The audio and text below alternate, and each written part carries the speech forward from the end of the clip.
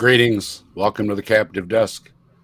So I'm going to try something a little different today. I don't usually do a review type video, but I came across this video today. It's a quickie, but this young man really has some what I think is really bad information on the Bible, and I thought maybe I would help him out. And it's a bit overwhelming, so I thought, I need some soothing sounds of the James Apperson to help me get through this little bit here. So I invited James to join me, and James is here. Welcome, James. Thanks, Dave. Appreciate it. So we're gonna take a little review on this and give this young man some advice on some of the things he has read from the Bible. And we have nothing personal against this young man. It seems like he's overcome some difficulties in his life, and good for him. We would rather have somebody around to discuss Jesus another day. And if you have some issues, please get some help. If it means going to AA, go to AA. Whatever it takes, we want you around and to be here another day to discuss these things, okay? So, and so we got this video here, and we're going to pop it up. And we'll take a little listen. We're going to stop a couple times here along the way and make a few comments. And it's not very long. And all right, this is what we're going to do. Doing a study of the Bible. While the Bible has a lot to say about salvation and how to treat your neighbor, it is also a precise history of the world from the beginning. Now, right off the bat, a precise history of the world. That's a pretty big claim. That's now right off the bat that hit me because the Bible doesn't really mention much of the world, does it? No, it doesn't. So right off the bat, we're talking about a very small part of the world. Yeah, unless you count the global flood claim, everything else happens in a very small circle on the globe. Right. So let's right off the bat, I'd say this thing just hit me like, I don't know where he's getting this info from, but the historical part sounds a lot like AIG, and there's some other hints of AIG through this, so he may be getting some stuff from AIG. We'll Answers in Genesis, right? Answers in Genesis. We'll see, and people can decide for themselves. So let's see what he's got to say. To eternity. So to start, let's take a look at Genesis. In the beginning, God created the earth. He created the trees, he created the water, and he created man in his own image. He created Adam, and from Adam he created Eve. God gave Adam and Eve one law, one single rule to follow. He said, you may eat of all the trees in the garden, but you may not eat of the tree of the knowledge of good and evil. Okay, I think everybody knows this story, right? Adam and Eve created, and there's a tree that they're told not to partake from, but they do not have the knowledge to understand to not partake from it in the first place. So it's a trap, right? Of course it's a trap. They don't yet know the difference between good and evil, right and wrong. They're not morally culpable. And we know that through genetics, there was never just two human beings on the earth. Yeah, that's right. You can go with two spiritual people, but the genetics says, no, we came from a population. There was never just two people. So. Now, what do we see in the book of Genesis, chapter 3? We see that Adam and Eve break their one rule, and they eat of the tree they were not allowed to eat from. God sends them out of the garden, and he tells them, be fruitful and multiply. I still love you, but the ground is going to be cursed, and your woman is going to have pain in childbirth. Now, there's another troubling thing. I love you, but I'm cursing you. Right.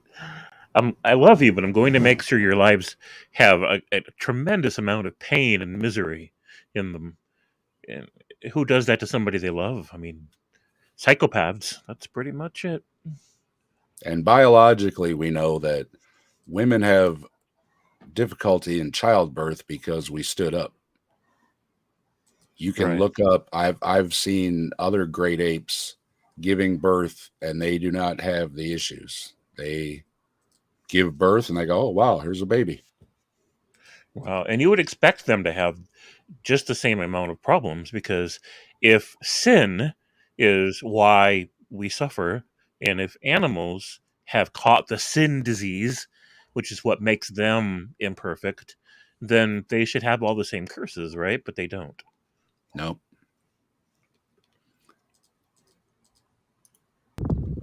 Fast forward now to Noah. Adam and Eve's seed have spread over the whole face of the earth, but there is wickedness in their hearts, except for Noah and his family. Noah, his son Ham, his son Japheth, and his son Shem build an ark.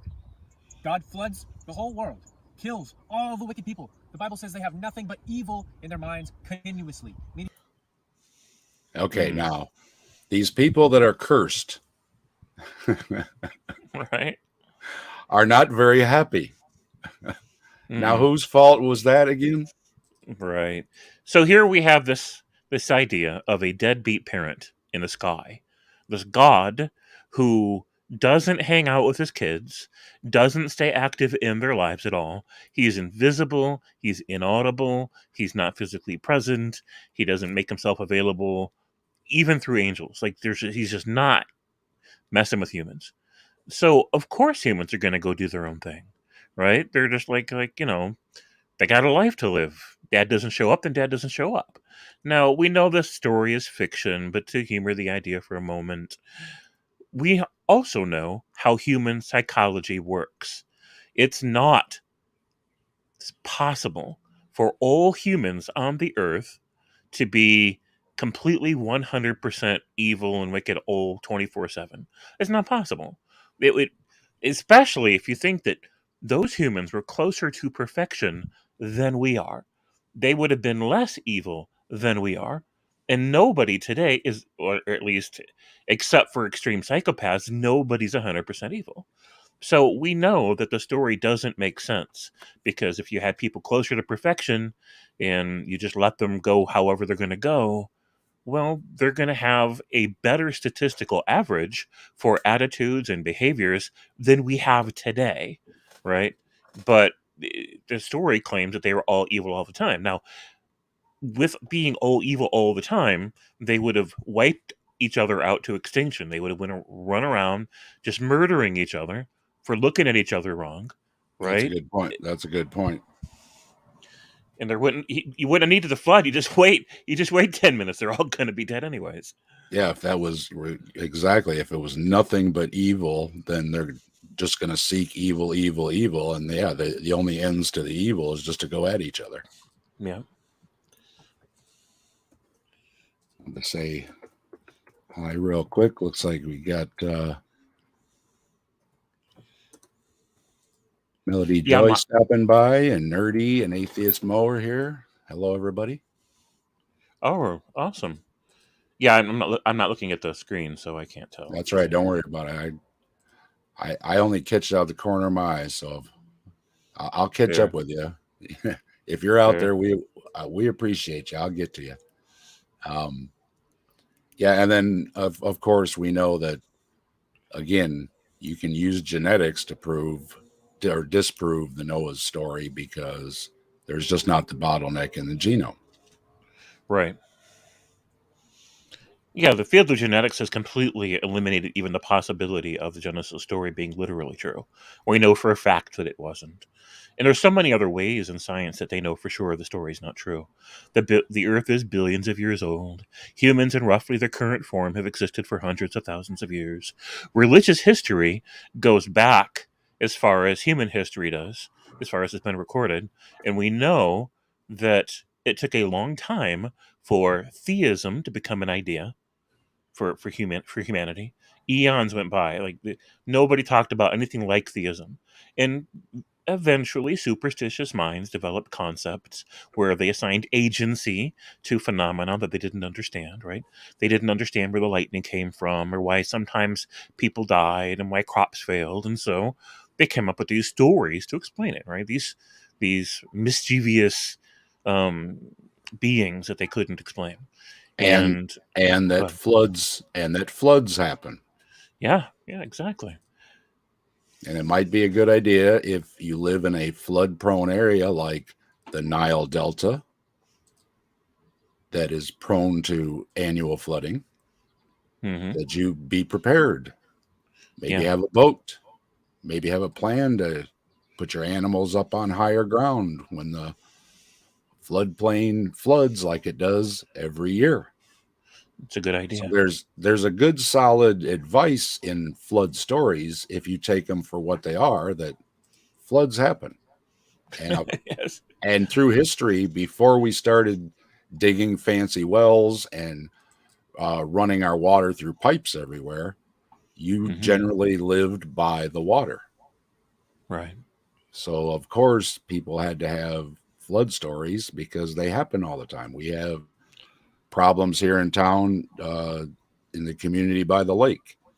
It floods all the time, and they know it floods all the time. And we don't have a lot of sympathy for them because they like living by the lake and they know they're going to get flooded out every year.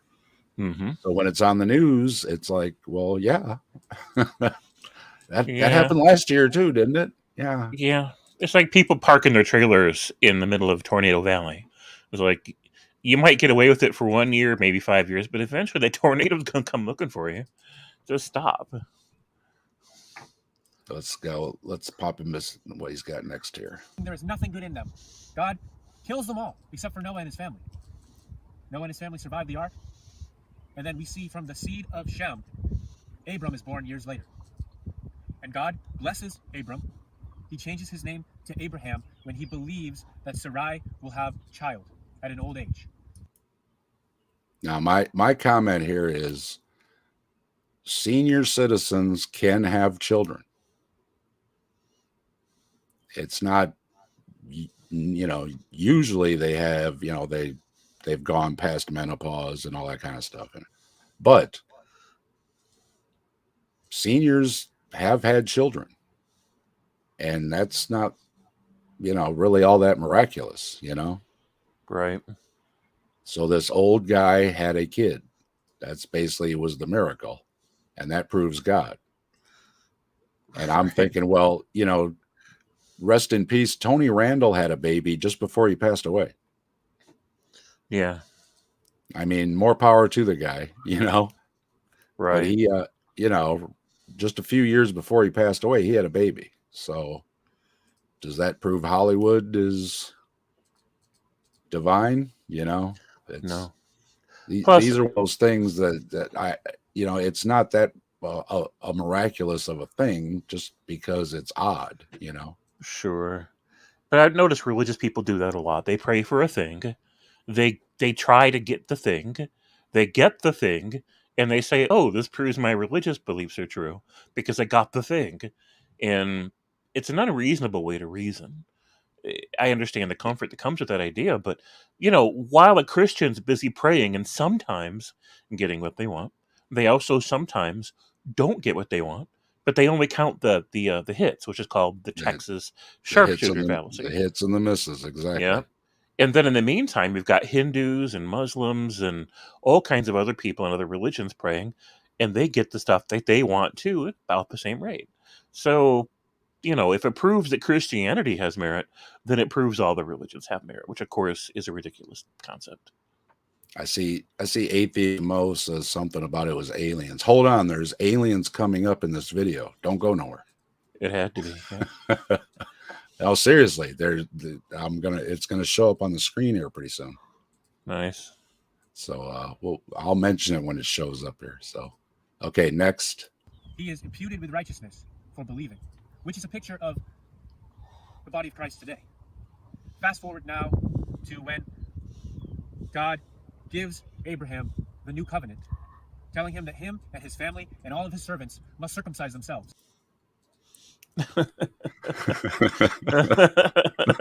Good oh, fuck me. Good news. I've started a brand new club. You're the first members, and all you have to do is cut off the top of your dicks. This one, it always bothered me. It's now I was listening to a theologian that was arguing the other day that God does have genitalia because he's male. So he must have male genitalia. So did God not like the tip of his, and so he said everybody else has got to cut theirs off too? Yeah, you It gotta just, wonder. and Right. So then it's one of go ahead. no, you go ahead. It's one of the other. Either you've got a physical God who's male, right? And then in that case, that means that he molested Mary when she was 12 or graped, sorry. Good. Um Assaulted. assaulted Mary. And then We'll say assaulted. and there here comes Jesus, right? Like the baby of the assault. And or you have a God that never had a physical body, in which case he just identifies as a male, even though he doesn't have male biology, in which case God is trans, in which case all Christians should be celebrating Trans Pride Month or Pride Month. They all should be, right? Because their God is trans, shouldn't you be celebrating it? So it's one or the other, and I'm fine either way. I don't really care if if their God has a wang or if it doesn't have a wang. But it's Well, bizarre that here he makes the physical human body, and the idea is that these bodies are perfect and they're made in God's image and everything else. But then God changes his mind later and says, "Man, I really regret the very tip of this thing. I could wish I could get rid of that." Hit delete. I didn't realize it was going to look like a turtle in a turtleneck. Yeah, yeah.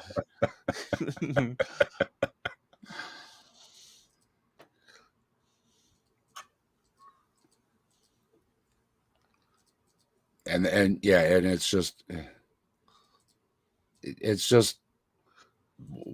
it just doesn't make any sense, that cut something off or you're not in the group. Right.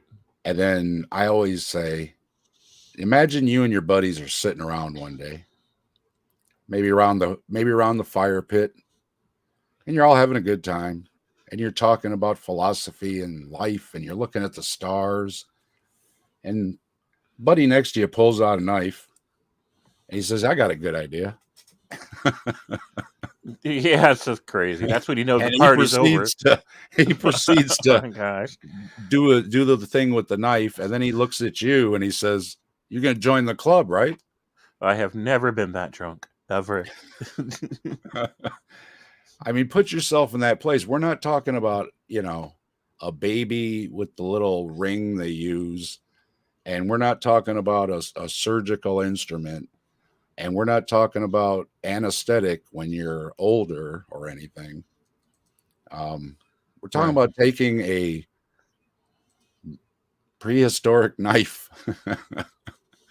that probably took a little effort, and then everybody else thought that was a great idea. That's a very bad idea. Don't try this at home, kids. Don't do that, kids. Don't do that at home. No. Don't do it. So they didn't even have antibiotics back then. So the rate of infection would have been really high, and death from infection would have been high as well. So you can imagine there's probably thousands of different Jews that died from an infection down there. If you're going to die from an infection, let's have it not be at the tip of your wing. Let's just not have it there. Well, and that's not unknown, because you hear the stories, especially when they do them ceremoniously and not at a hospital. There's a high infection problems indeed, because the religious person, and I'm not going to name any specific religion or anything, but that certain religious person, he's got the same little pack of tools he's had for 50 years. And he pulls them out in somebody's living room, and he dip. And yeah, that's just asking for trouble. Mm-hmm. Well, yeah. And he That's like reusing a needle. All people of the earth must first bless Abraham to receive God's blessing. So God separates everyone from Abraham and says, "This is my chosen people." And there it is. If you didn't do this, you're not in the group. No, I'd rather not be in the group. I'm okay. I'm good. You guys go ahead. Maybe that's why it took a little while to catch on. Yeah. And out of Abraham we see Isaac turned Israel, and then we have the nation of Israel. And then we get to Moses. Moses gets the 10 commandments from the Lord. Israel has all these commandments to follow, laws that they must keep in order to be saved faith plus law. It's not to say that in the Old Testament there was works. It was still faith, but it was faith with works. Whereas when Abraham was imputed for believing that Sarai would have a child, it was faith without works, just by believing. And that's important. And now we get to Jesus. All right, so in the Old Testament, you still had to have faith and have works. Mm-hmm. Doesn't the New Testament say something about faith without works? Yeah. It doesn't dismiss not still doing the works, right? Right. The New Testament doesn't dismiss that. It's even in Romans, it says you have to have both. You have to have both. And I remember my sister recently linked me to the chapter she wanted me to read in Romans, and I'm like, but in fact, I did a stream about this just a few weeks ago, where repeatedly the author kept on saying, you're going to be judged by the works that you do. And this is in Romans. It's not even in the Old Testament. This is the New Testament. You're going to be judged by how well you behave. Again and again and again, it says that. And that's going to come up at the end again with judgment. And there again is going to be a problem I'm going to bring up, because aren't you saved or not? And then why do you need a judgment if it's already predetermined? It's like you already made a plea deal, but you're still going to have a trial. Right. It doesn't make any sense, right? Right. It's like you've already made the decision which way it's going to go, but we're going to have the trial anyways, just because I want to point my finger at you. Okay, next. Jesus came to fulfill the prophecies. Where is it? Okay, well, he's searching for it because he doesn't know. Mm-hmm. Jesus did not fulfill the prophecies. Mm-mm. The prophecies for the Messiah include being a great military leader, leading a great battle, reuniting the 12 tribes, and sitting on the throne in the line of David as the king of Judea, which nobody has since like 500 BCE. Yep, it hasn't happened. He's also supposed to be a great political leader. And the one I always point out is that the Messiah will be a man, not a supernatural being. Mm-hmm. There's always one in waiting. Right. And when the time is right, that man, sorry, ladies, I'm just saying what the book says, that man will stand up when the time is right, and he will lead the battle. He will unite the countries. He's going to bring peace on earth, and he's going to do all these things. But Jesus didn't do that. Now, the claim, what they twist it to be, will be someday he's going to come back and do that. Right. But until he does that, he hasn't fulfilled the prophecy. And if he comes back from the grave, that's a supernatural event. Now he's a supernatural being. He's not a man, and he cannot be the Jewish Messiah. Right. And if I have that wrong, anybody feel free to correct me, but that's the way I read the prophecy, is he will be a man. Mm-hmm. Oh, it says that directly. So I got into a discussion just this morning with this fundamentalist that was blowing up my inbox again. And I tried to get him caught up to speed, but he just would not listen. I might do a stream about that tomorrow. I just didn't have time to today. I'm scrolling up to look. So I made a list of things about Jesus that he seemed to have missed. So number one, Jesus was born a Jew. And then I guess I don't need the number. I'll just read them to you. Jesus was raised a Jew. Jesus lived as a Jew, probably an evolving or leftist progressive version of the Essene sect of Judaism. Next, with the exception of rare events where he talked with a Gentile who was on the verge of converting to Judaism, Jesus preached only to the Jews. Next, Jesus preached only about Judaism, or at least his understanding of it. The only kingdom Jesus ever promoted was the promised Jewish kingdom. He never mentioned Christianity because Christianity didn't exist. He never predicted Christianity. He never told anyone to start Christianity. He never said Judaism would stop being the truth or the true religion. He did say Judaism would always be his God's true people.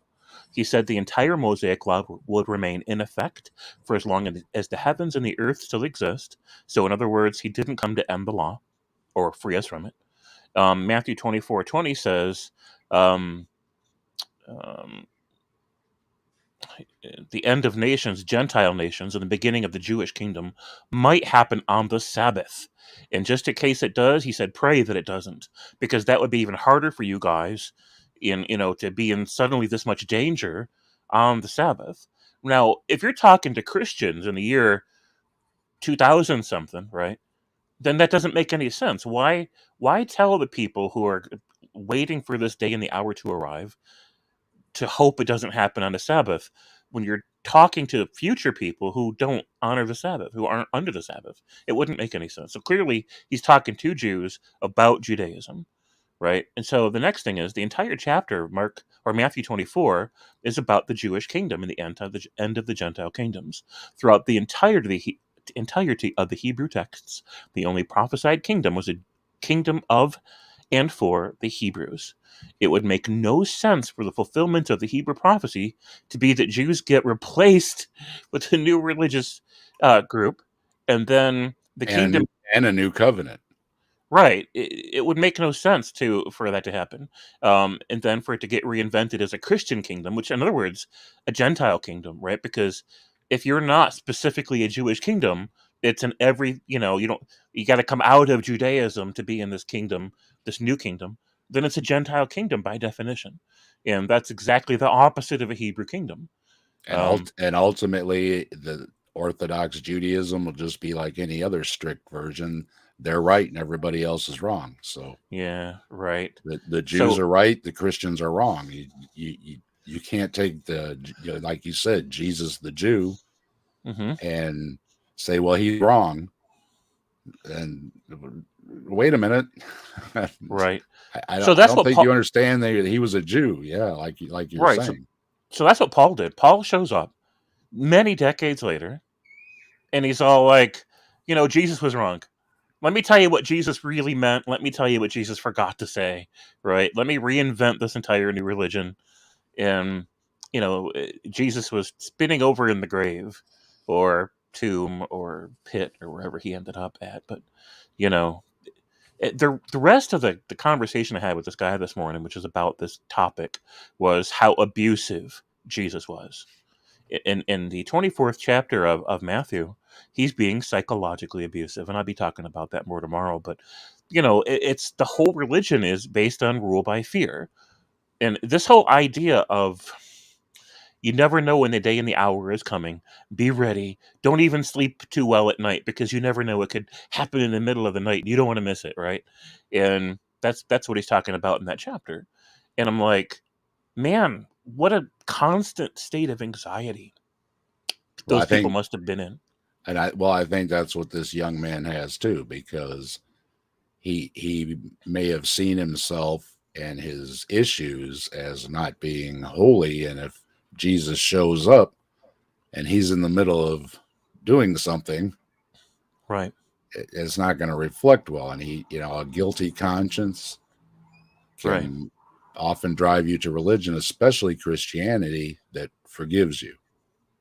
Right. So they know you're going to do certain things. You're going to have certain thoughts. You're going to have certain feelings. You're going to do certain things when nobody's looking. And because they know this, they make a list of all the shit you're definitely going to think, feel, say, and do.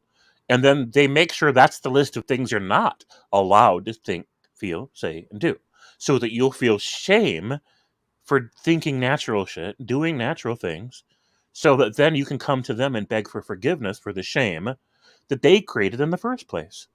It's just the whole damn thing's a gimmick. It's a mind fuck. Okay, that's what it is. Yeah, we go right back to the trap in the garden, and then the curse, and then why are the people so miserable? All I did was curse them.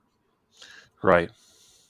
But Jesus is going to make it all good, although he didn't really. Nothing really changed. Nothing except a religion formed around him.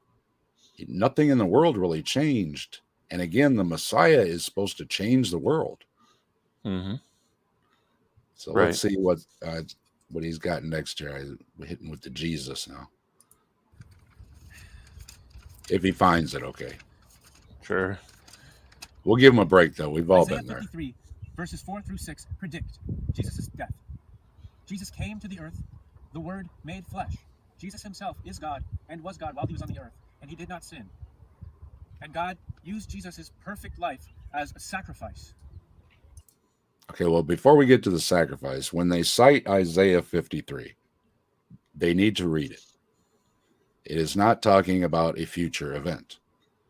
It is talking about something that has happened to Israel, and they are going to be redeemed. Right. Yeah, I'm sorry about that's as high as the audio goes. It was really poor quality, Colossia. The wind was blowing, and it's really poor quality. So I'm sorry, but that's as good as it really can get. I've got it cranked all the way up. So I'm paying attention to the comments now. anyway, I lost my Jesus came place. to the Hold earth, on. the Word made flesh. Jesus himself is God and was God while he was on the earth, and he did not sin. And God used Jesus' perfect life as a sacrifice. And while Jesus was on the earth, the Bible says he came not to but the house of Israel. He was the Jews' Messiah, spoken of. And we Right, already so covered this. He yeah, was not the Messiah. And that's why they rejected him as the Messiah, because they were saying, you're not the Messiah. right. No, it's interesting that this guy just admitted that he came only to the Jews. At least he got that part right. Well, there was hope that he might be the Messiah. But, well, like I like to point out, when Jesus said, Father, why have you forsaken me? When he's on the cross, it says to me that he expected to fulfill the prophecy and didn't. Right. So he might have believed it, and he might have had a small group of followers, but there were also other messiahs at the time and other times that people rallied around, and they also, it didn't materialize. And then they said, okay, and then they move on. But this one, like a Trump election, they just wouldn't let go, huh? They just wouldn't let go. In the meantime, he did sin in the stories. He definitely sinned. In fact, he failed all three of the tests that Satan put to him in the stories. Because if you read, the verse that talks about if you even look at a woman with lustful thoughts or feelings, then it's the same as actually doing the act. It's the same as committing adultery, right? Just to even think about it, even just think about it for a quick second, where you want to do the thing but you resist to doing the thing. It's too late. You've thought about it. It's the same as doing it. Well, when Satan put those three tests to Jesus in the stories, Jesus thought about it. He wanted to do the things, but he resisted acting on his desire to do the things. And the story justifies this with saying, well, he needed to know what it was like to be us. He needed to be able to relate to us, so he needed to experience that state. Well, okay, but he sinned. That's the state, the sinful state, where you're thinking about stuff you're not supposed to think. You want stuff you're not supposed to want. You don't get to say, well, because he didn't actually do the things, that means he didn't sin. Because if that's your logic, then it's not a sin to look at a woman lustfully. You can't have it both ways. You And either have thought. you're taking the fully man out, because if he was fully man, you have hormones and you have visual cues on the female form, and these things just trigger in your, like you said, it's just going to trigger in your head. So otherwise, you have to completely dismiss the fully man part that the claim is. Right. And I watched something from Bart Ehrman the other morning, and the Trinity's not in there. It's not at all in the New Testament. And it's just, if you think about it, let's say if we humor the Trinity for a moment, that means that God has multiple personality disorder, and that he has a dominant personality, a submissive personality, and a voyeur personality that just watches and judges everybody. And so the dominant personality tells the subordinate personality, the Jesus, to go live inside of, or go animate a Jewish meat puppet. I'm going to make a Jewish meat puppet inside this barely pubescent girl against her will. She's got no say in it whatsoever. I'm doing it whether she wants me to or not. And then I'm going to make you animate this puppet for like 32 years, and you're going to waste like the first 30 of those years. You ain't going to say or do shit that matters to anybody for the first 30 years. Take it easy, just hang out, do whatever you want. And in the last couple years you're on this earth, I'm going to tell you what to say and what to do, right? And then you're going to pretend to die, because that's what it means to pretend to die. If you're an immortal being who by definition can't die, and the only thing that can die is the body that you're inhabiting, that's theater. You're just animating a puppet and then taking your hand out of the puppet, say, "Oh, look, it died." And then a couple days later, you stick your hand back up the Jesus puppet again and start making it walk around again. It's ridiculous. It is.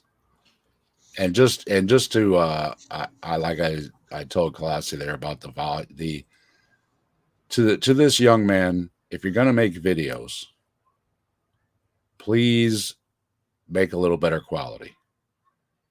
Outside in the wind, without a tripod, without a wind muff, without a lapel mic, your quality is really terrible.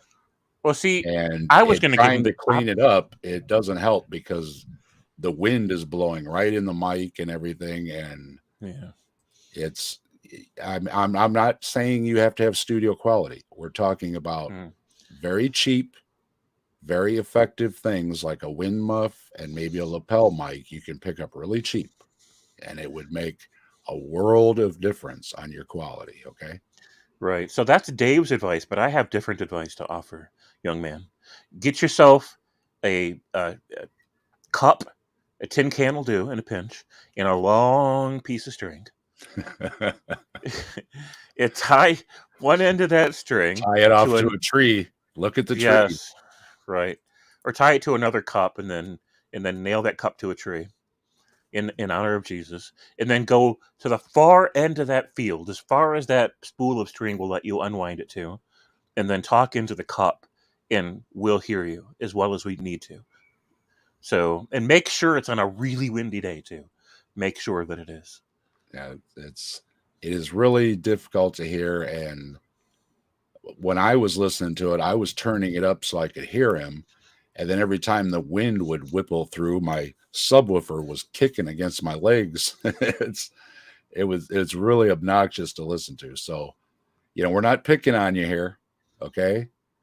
It's just, maybe you didn't know that, there's these simple little things you can do that would tremendously improve your quality. Okay. So just a little advice, and a tripod, $20 makes a world of difference so that it's not moving all around. And that's going to come into play here in a minute when the aliens show up. So let's see if we can get to the alien part, because I've been dying to talk about the alien part here. Since the world began, prophets knew about him. They said he's going to come, he's going to die, he's going to save the nation of Israel. He came, and the Pharisees, who were Israelites, denied him. They pushed him away. We see the disciples getting martyred for trying. Now here's another mistake, often repeated. And even Sean McDowell, a leading apologist, has come out saying there's no evidence for the claims of the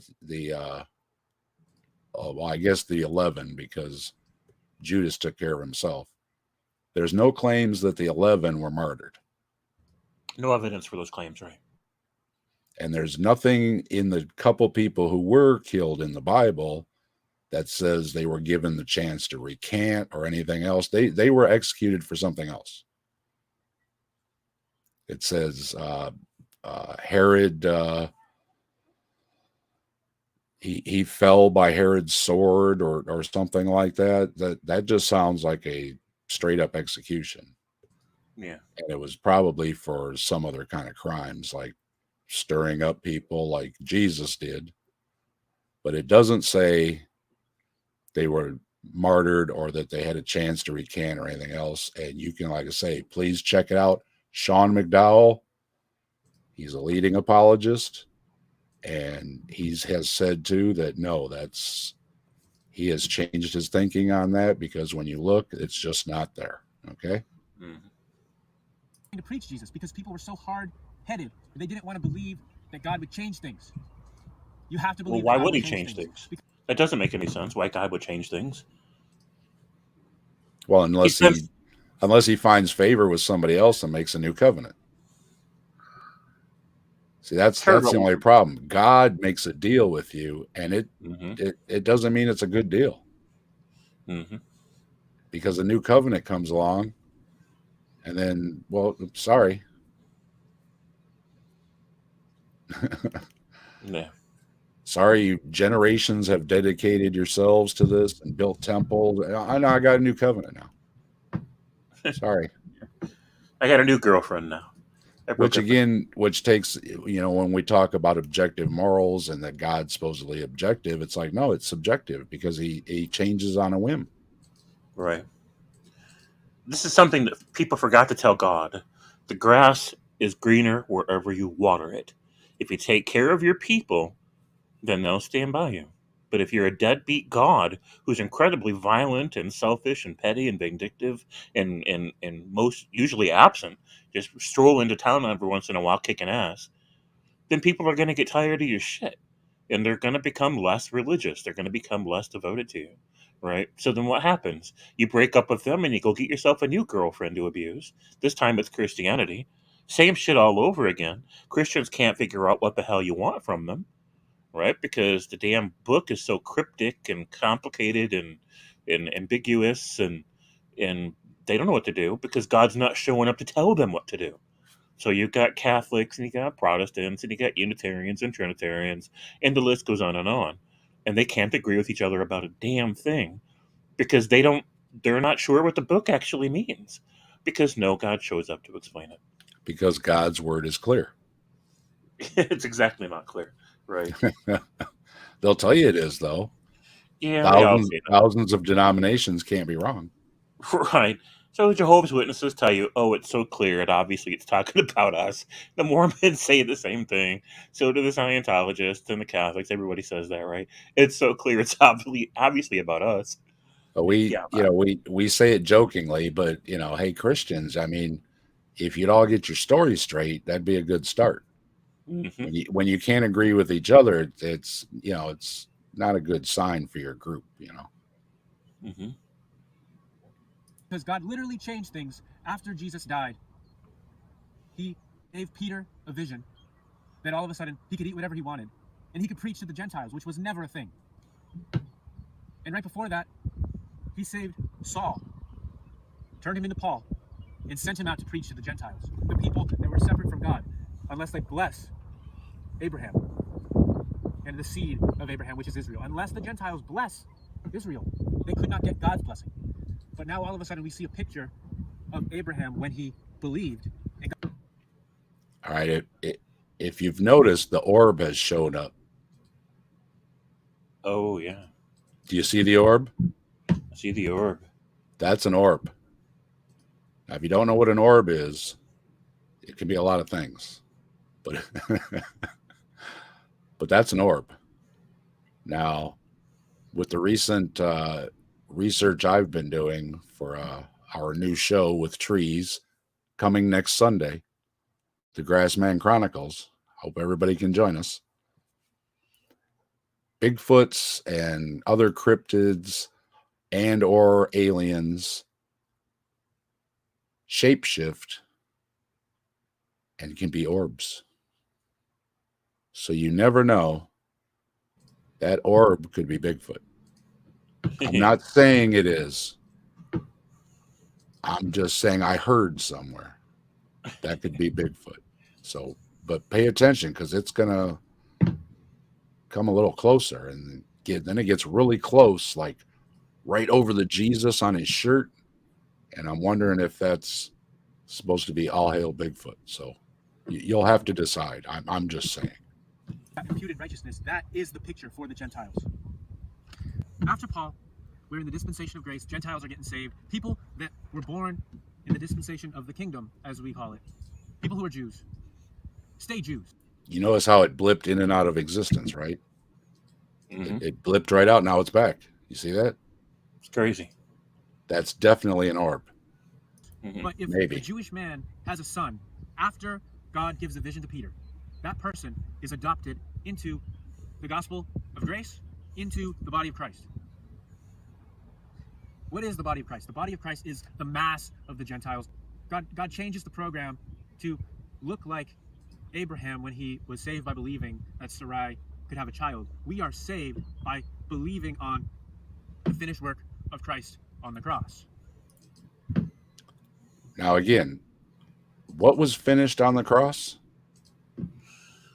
I guess the Romans finished killing Jesus. They made a good work of that. Because the sin is still here, the bad people are still here, people still die. The Son of Man hasn't come. There's not a new kingdom. I don't know what they think changed. I wrote about that the other day in a blog, and I might read that one sometime soon. But when it said the wages of sin is death, it was talking about physical death when the subject was up, and that's the topic, because that's what people were confused about. And like, Adam sinned, therefore Adam physically died, right? And you inherit sin, therefore you physically die. And obviously, if you're not already spiritually alive, you can't spiritually die, so it can't be talking about that. And so here's the interesting thing, that here all these Christians think that their ledger has been wiped clean, that they no longer have a debt to pay, right? And yet their God still lets them get out of jail free card. Yeah, but their God still lets them die. Is this God just really bad at bookkeeping? He forgot that he cleared off their debt, and then he's not supposed to let them die now? So, it's a promise broken. And then, so they're like, well, okay, God broke that promise because we're still going to die. But he made a new promise, and he'll make that one up to us. He'll make it up to us later. Later on, he'll bring us back to life to correct for the promise that he broke in the first place, to let us die in the first place. It's ridiculous. The whole damn thing's ridiculous. And I don't want to pull it up on here, and I don't want to tell anybody else to do it, because James did it before and it got pulled. But there's a movie on YouTube that's called God on Trial. And if you haven't seen it, go watch it. It's a great movie. It's about the Holocaust, the Auschwitz camp, and they put God on trial. And one of the, speaking of the different covenants, was that they said, we had a deal with God, right? The Jews had a covenant with God. But he said, who's to say he didn't make a covenant with someone else? Like the leader of Germany. Right. So, but if you haven't seen the movie, go watch it. It's a great movie. Very powerful. It'll move you. It's called God on Trial. It's based on a play. So go check it out. So after Jesus dies on the cross, Peter and the 12 are preaching to Israel. Stephen is giving an account to the Pharisees. They gnash on him with their teeth. Stephen dies, and Paul compares it to the time of Noah, which is why I bring up Noah. Paul compares now those ducks are in the video, just in case anybody's wondering. And he does make jump cuts in this, if you didn't notice. Now, why he didn't cut out the ducks, again, when the ducks start going, just stop. When the ducks fly by, start again, and put your jump cut in. I know you know how to do it because you've done them. I've seen them. And you don't need the ducks in there, my dude, okay? That's just not helping. It's noisy enough. Time when Stephen was killed to Noah's time when there was nobody good but Noah. Paul is basically saying Israel is fallen. So much of Israel is just wicked. And so what does God do? He places the Israelites on pause. And he starts saving Gentiles. And so we see Paul in Paul's earthly ministry. And that's where we're at today. We are under the dispensation of the grace of God, meaning we are saved by the picture of Abraham before he gets the covenant of the circumcision. We are saved by the gospel of the uncircumcision, baptized by. Okay, now, all those guys that sat around that campfire that night with a knife and made that deal, right? Because you're not in the group if you didn't do it, right? Mm-hmm. Now Jesus says, well, You didn't really have to do that to be in the group. Ah. Oh my gosh. Oh, I'd be pissed. And I'm laughing, but I'm trying to get through to anybody like this young man or anybody that watched his videos. There was like 400 some views. I don't get that kind of views. So if anybody that watched this is listening, we're trying to have a little fun here. But seriously, think about it. God told you to to do this thing with a knife to yourself. And then years later, he says, never mind. You could be in the group without doing that. And then everybody that did it is standing over there going, hey, don't we get like a better seat or something? No. So that's really, I mean, it's funny, but it's disturbing on Sure. at the same time. Of the Holy Spirit, Christ in us, the hope of glory. Fast forward now to the rapture. We go up, we meet Christ. He loves fast forwarding, which I appreciate, because that's how you get through the Bible in under 12 minutes. But the orb hasn't left you alone, sir. That orb is watching. And I'm not saying it's Bigfoot, but that could be Bigfoot. That could be Bigfoot. We get our celestial bodies, right? But then there's still people on the earth. Not all of those people are gonna go to hell. Not all of those people are without hope. But this is when God goes back to the nation of Israel, okay? The time of Jacob's trouble. God, again, deals with the nation of Israel during the tribulation. The body of Christ does not suffer through the tribulation. The Israelites do. And they have to endure to the end to be saved with faith, following Christ, walking with God. Yes, I believe God is telling me this because it's right. The tribulation, that's when we see the mark of the beast. That's when we see the Antichrist. Okay, now he's getting to the scary parts that we all love from our Iron Maiden albums. The mark of the beast. Now, there's differing opinions, but I think most of them believe that they were talking about Nero. What do you think, James? Yeah, the 666 was definitely Nero. It's because the Hebrew characters corresponded to some kind of numerical values, and they didn't want to get in trouble for circulating stuff about Nero and get killed for it, so they wrote that shit in code. It had absolutely nothing to do with something that was going to happen 2,000 years later. I agree. They didn't even think there was going to be. They didn't even think there was going to be a 2,000 years later. The promise, according to the gospel stories, is that the end of the world would happen in his followers' original lifetime. Like they're the first generation followers, the people he was talking to. The end of the world's going to come while you guys are still alive. And it failed, right? And that's when Paul came around. He's like, well, okay, yeah, it failed, but let me reinvent everything so that we can make a religion out of it. So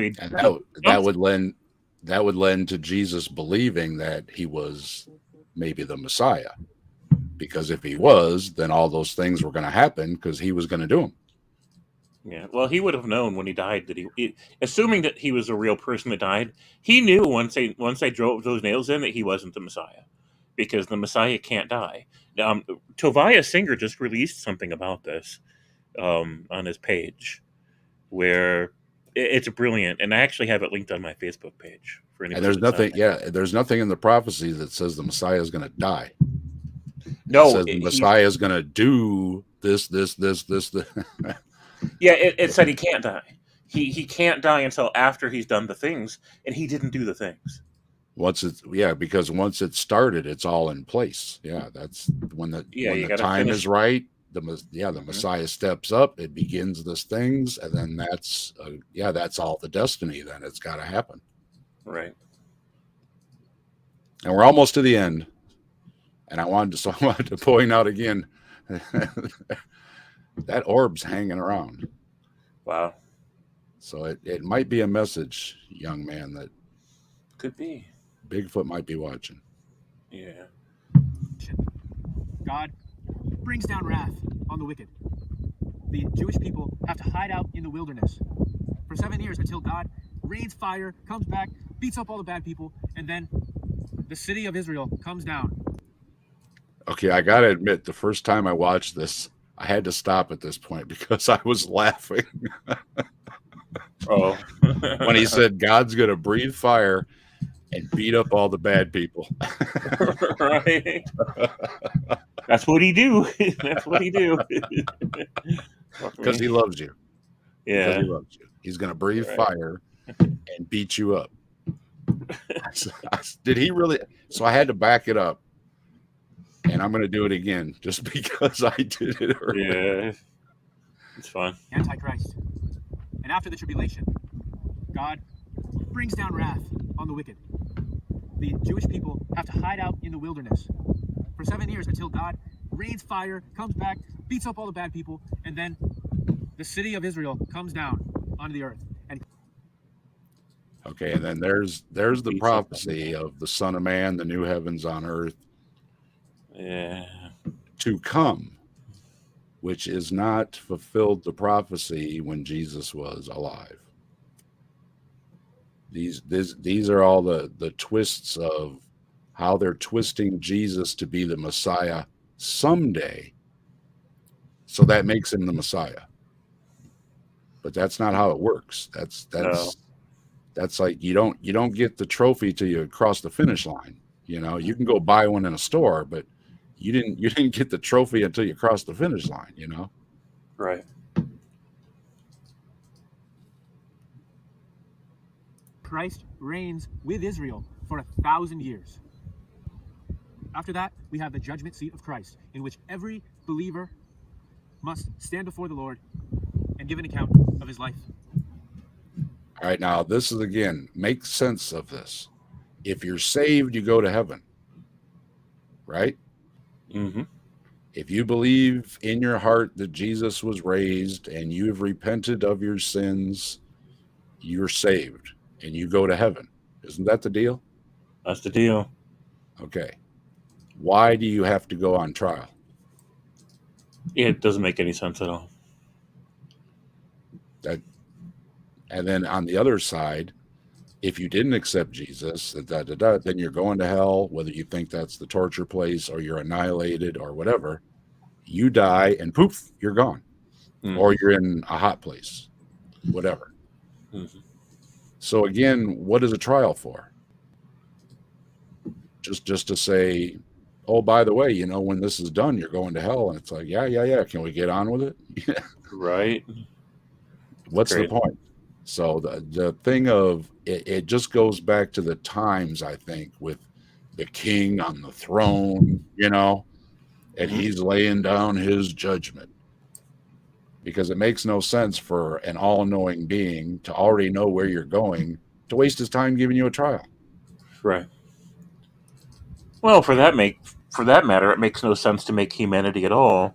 If he knows who's going to end up in heaven, why not just make only the people that are going to end up in heaven, and just skip the whole world thing in the first place?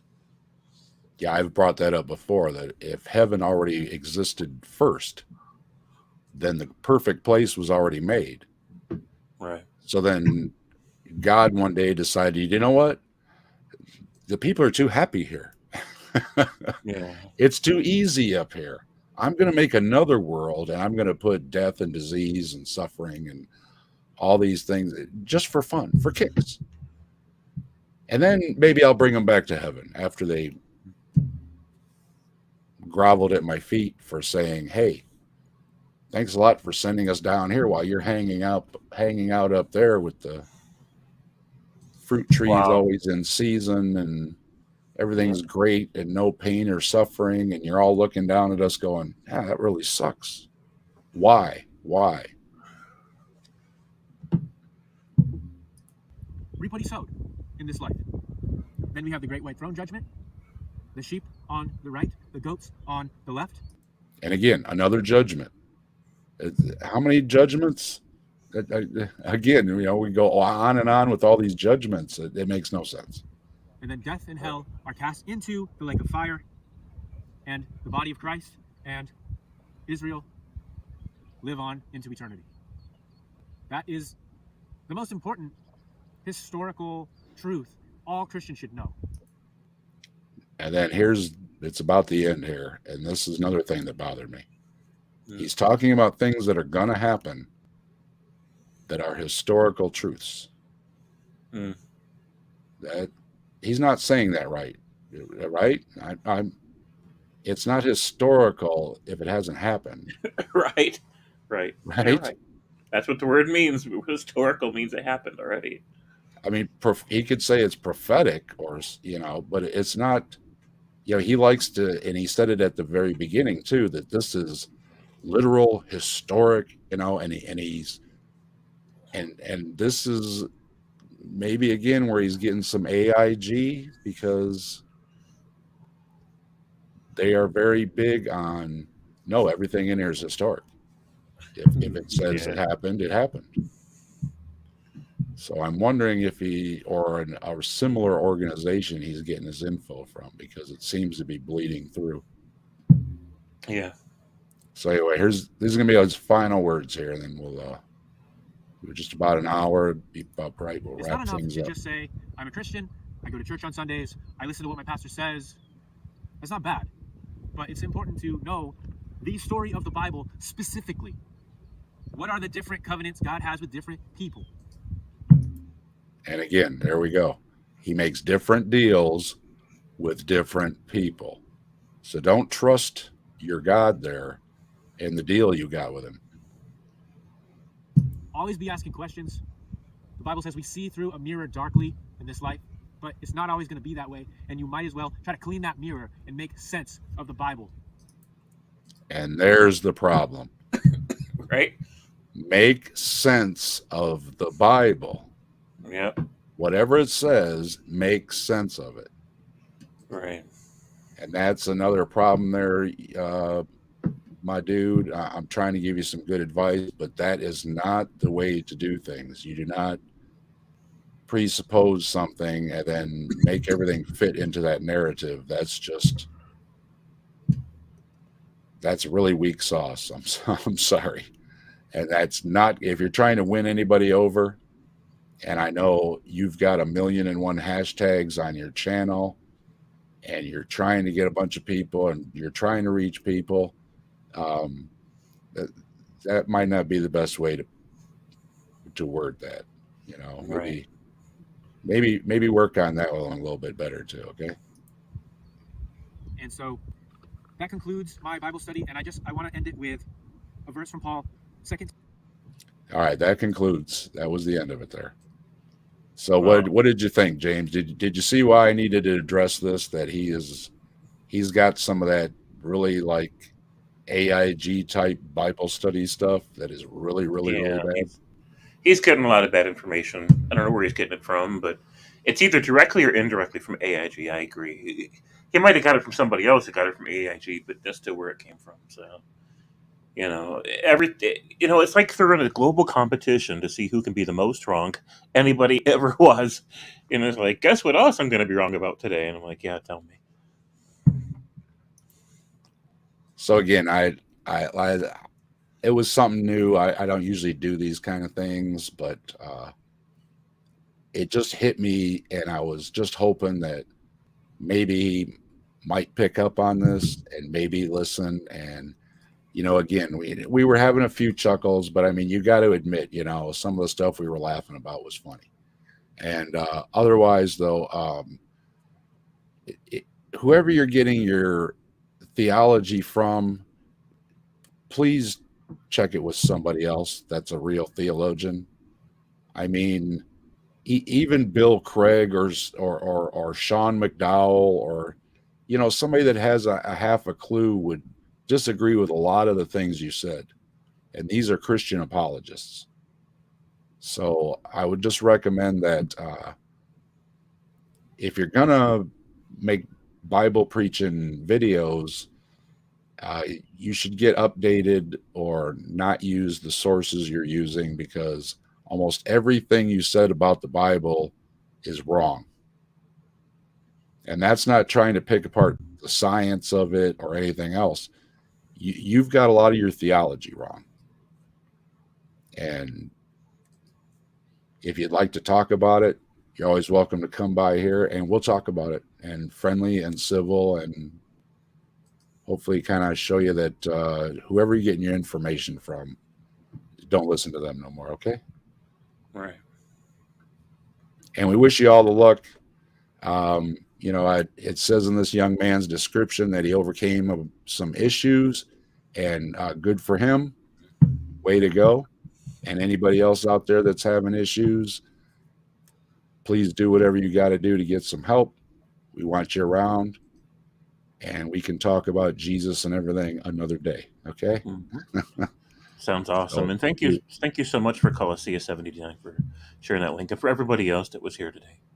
Yeah, please, if you don't know who James is already, you go check out his channel, and he's got a blog too. And he's always pleasant to talk to, and I appreciated him giving me a little time this evening here. And I think James says the same thing, that we don't make anything personal here. It's not a personal issue. We don't know this guy. We were just trying to show that if you're going to use some theology for your arguments, get some good theology arguments, or they're going to be challenged, okay? Yep. And to everybody in the chat, I see AR joined in too. Hello. Mm-hmm. Good to see you. Thanks everybody for joining. Randy, Classia,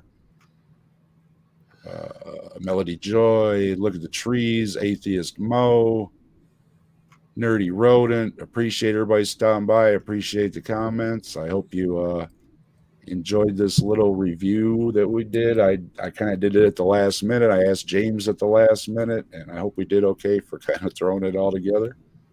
And I want to thank James again for helping me out, and I appreciate his inputs as always. And again, to this young man, it's nothing personal. We're just trying to say that we don't think you're getting good info, okay, guy? Right. And thanks everybody for tuning in. And please keep Sunday evening open around 6:30 p.m. Eastern Time. Trees and I will be debuting our new show, The Grassman Chronicles. And I hope to see you all there. Goodbye, everybody.